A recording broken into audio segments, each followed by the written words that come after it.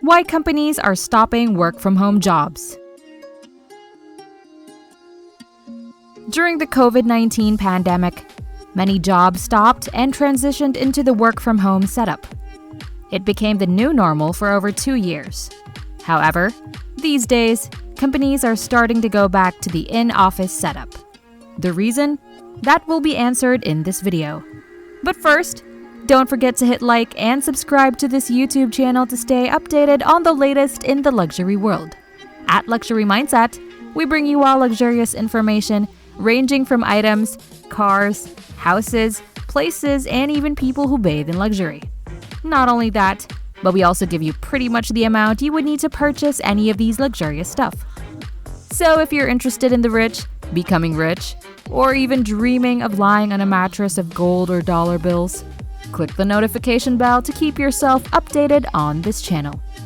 Despite numerous studies consistently showing that remote work leads to increased employee efficiency, lower staff turnover rates, improved work quality, and cost savings for businesses and workers, many companies are still eager to bring their employees back into the office.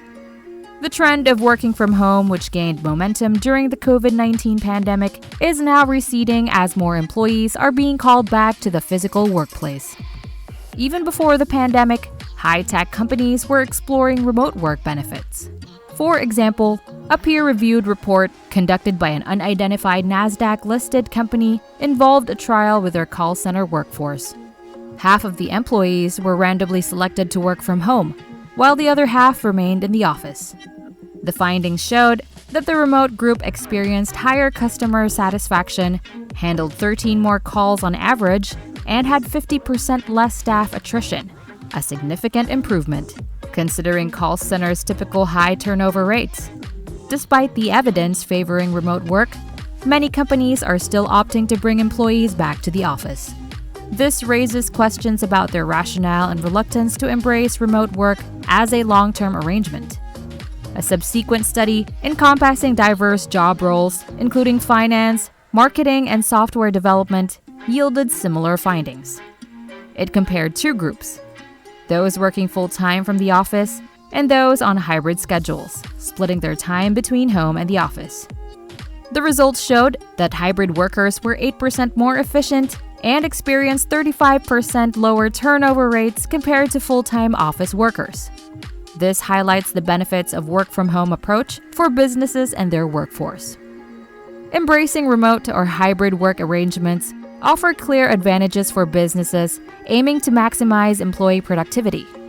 Opting for more work from home leads to increased efficiency and reduced staff turnover, contributing to overall company success. Furthermore, insisting on all employees working from home results in higher utility costs, including electricity, maintenance, security, and internet services. Allowing employees to work from home would substantially reduce these expenses, as they would willingly bear these costs on their own. An increasing number of companies insist on their staff returning to the office for 4 key reasons. Firstly, many companies are facing financial challenges, dealing with high interest rates and reduced investor investments compared to the previous year, which is 2020. To cope with this, cost-cutting measures are necessary, and the most substantial ongoing expense for most businesses is their workforce. If a company experiences a decline in workload, layoffs may be considered as a sensible business decision to align expenses with lost revenue and maintain profits for shareholders. With less revenue generation, fewer employees are naturally required since there is less work to be done. However, staff layoffs can have significant drawbacks. They signal to the market that the company is struggling, potentially affecting share prices and making it difficult to attract new business or recruit new staff. Companies ideally seek alternatives to reduce staff without formal layoffs to avoid negative perceptions. Business leaders are well aware of research indicating that mandating office work can lead to increased staff turnover, and they seem to be aligning with this finding. However, at some point, they must make a firm decision to enforce this policy, knowing that some employees may choose to leave if they are not comfortable with the agreement. With unemployment rates staying low and highly skilled employees having ample job opportunities, managers mandating office work should exercise caution. Otherwise, they risk losing their most competent employees and being left with only the least competent ones. The second reason for the push for employees to return to the office is the unused real estate. Remote work has its advantages, but the decrease in demand for office buildings has led to a slump in their value. This poses a challenge for companies, especially those headquartered in office buildings, as these properties are significant assets on their balance sheets. However, selling office buildings in the current market might result in significant losses compared to their estimated value on the balance sheet. Such losses could reflect poorly on the CEO and the company's financial performance. This creates a dilemma for companies, pushing them to encourage employees to return to the office despite the benefits of remote work. To secure their bonuses, CEOs often prefer to maximize the use of underused assets rather than selling them at a loss. By occupying and fully utilizing office spaces, companies can justify the capital invested in owning the building, saving on external office rent expenses. However, longer and more costly office rental terms can add pressure on company leaders to encourage employees to return to the office. Office spaces typically require expensive fit-outs tailored to the company's needs, often borne by the building owner. To ensure tenants pay rent for an extended period, office leases are usually long-term, becoming a challenge for companies bound by pre-pandemic leases with unused spaces. Managers use the office to justify ongoing expenses as the cost-benefit of remote work diminishes when still paying for an office. The third reason is that companies urge employees to return to the office, and that's for three main reasons. First, it grants managers a potential advantage.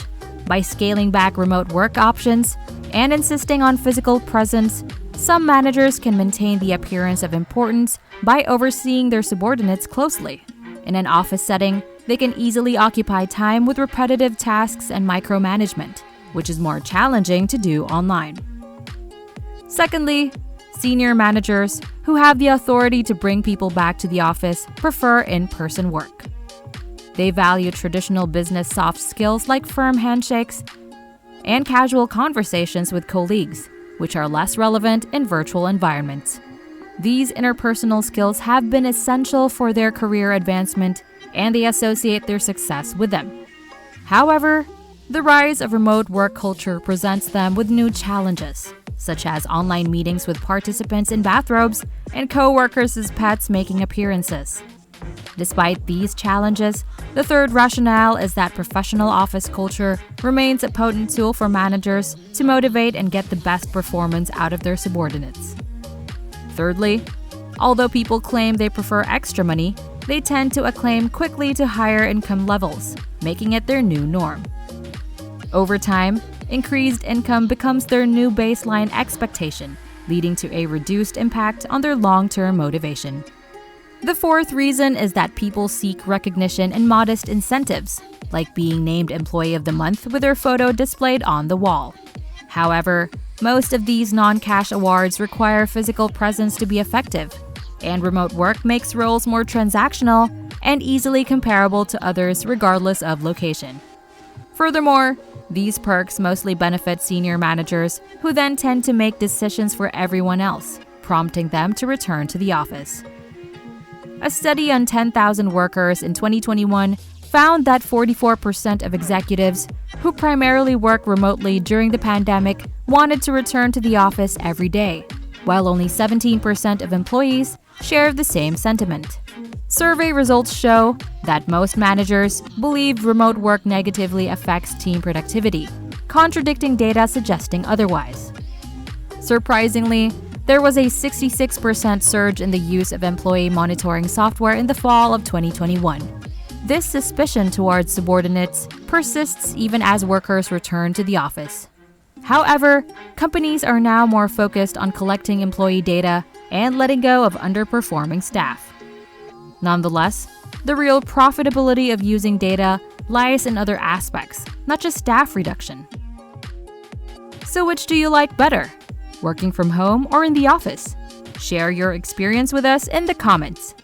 And if you enjoyed this video, please click the notification bell to stay updated with the latest in the luxury world. Only here at Luxury Mindset.